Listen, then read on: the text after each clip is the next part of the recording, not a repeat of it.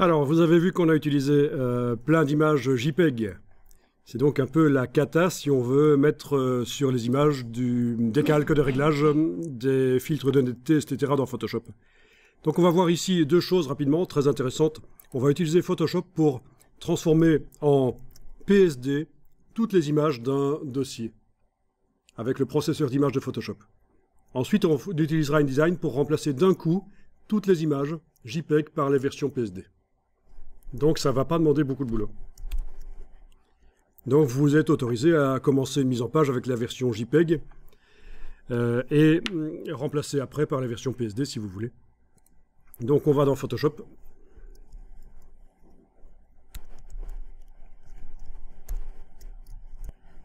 Vous allez dans le menu Fichier, Script, Processeur d'images dans Photoshop. Fichier, Script, Processeur d'images. Ici, à sélectionner un dossier, vous allez naviguer jusqu'au dossier qui contient vos images JPEG.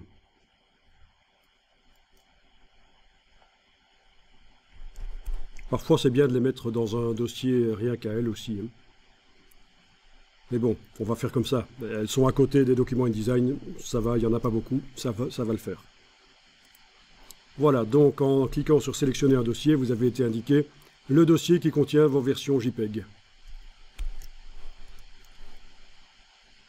Ici, vous devez décocher absolument enregistrer sous JPEG, puisqu'elles sont déjà en JPEG, et également enregistrer sous TIFF. Par contre, vous cochez ceci, enregistrer sous PSD, avec l'option maximiser la compatibilité. Vous ne cochez pas redimensionner, puisqu'on ne veut pas modifier le nombre de pixels des images. Bon. Si vous n'avez pas un dossier pour aujourd'hui, il va falloir aller dans une fenêtre du Mac, cliquer sur Bureau, et il va falloir classer par date de modification. Oui, faites un dossier éventuellement. Éventuellement, c'est pas obligatoire de faire un dossier avec les images JPEG. En classant par liste et par type, toutes les images JPEG sont l'une à côté de l'autre dans la liste. Donc par liste et par type, on a toutes les images du même type ensemble. C'est facile de les mettre dans un dossier par un clic droit, nouveau dossier. Mais bon, je vais dire que je ne fais pas ça. Je vais donc moi dans Fichier, Script, Processeur d'images, sélectionner le dossier qui contient les images JPEG.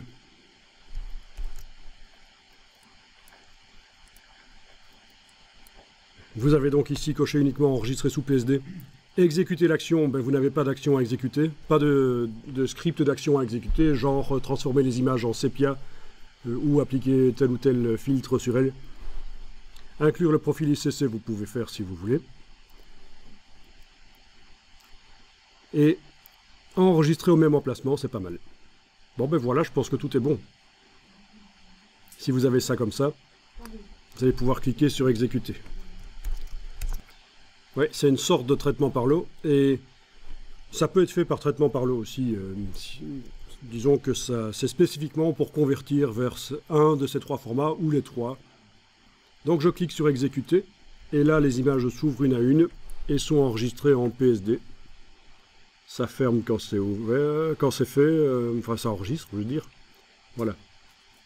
Donc on pourrait traiter comme ça des centaines d'images, parce qu'il n'y en a jamais qu'une seule qui s'ouvre à la fois, bien sûr.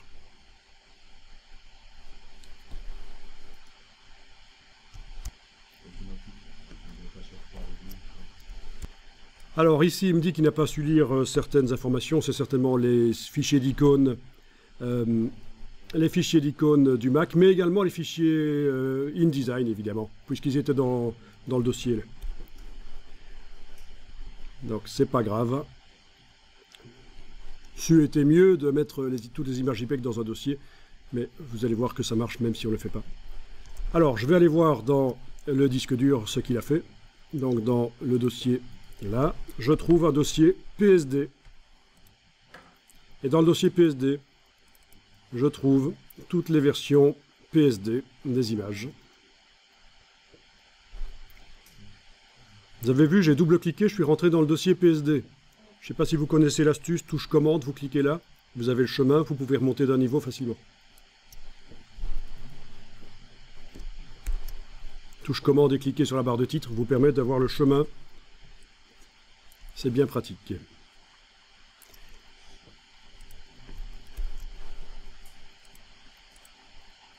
Donc on a une version PSD. Alors il me fait un petit bug là. Oui, il me fait quand même un petit bug.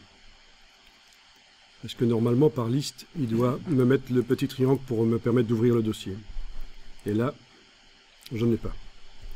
Bon, c'est pas grave. Je vais faire autrement.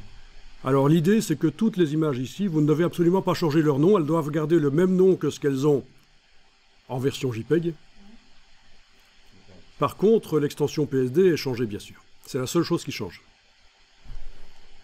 Ces images, vous allez les déplacer vers le dossier à côté des images JPEG, en fait. D'une manière ou d'une autre, vous vous arrangez pour les mettre à côté des images JPEG. Elles ne doivent pas rester dans leur dossier PSD.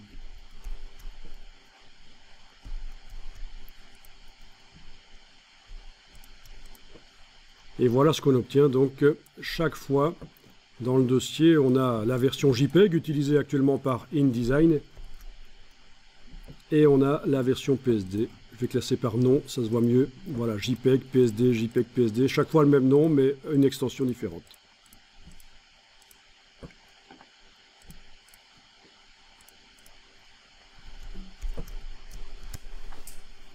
À partir de là, vous allez dans InDesign.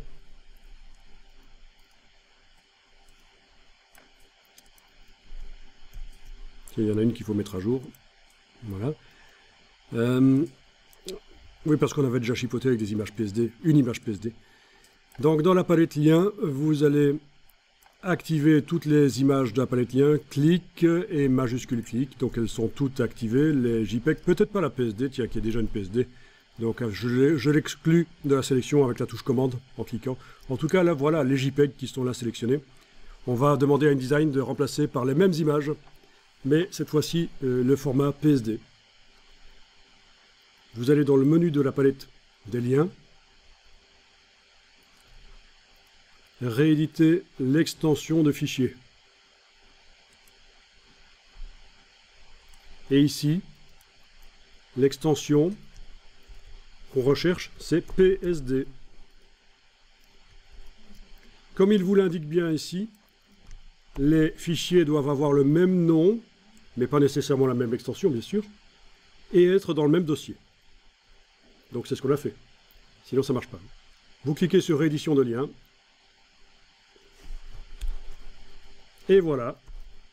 Toutes les images JPEG sont maintenant des PSD. Les images JPEG ne nous servent plus, celles qui sont sur le disque dur. On travaille avec les images PSD. Avantage, pour pouvoir mettre des calques de réglage et corriger autant qu'on veut les images.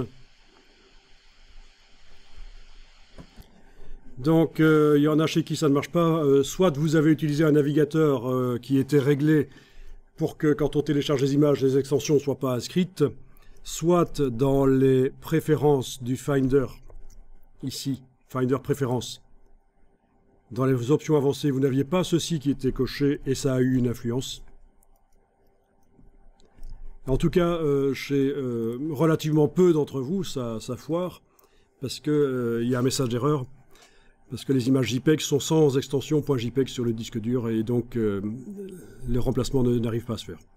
Donc mettez cette technique dans un coin de votre tête, on n'en a de toute façon pas très besoin pour la suite ici, mais ça me paraissait intéressant de voir qu'on peut automatiser ce genre de choses.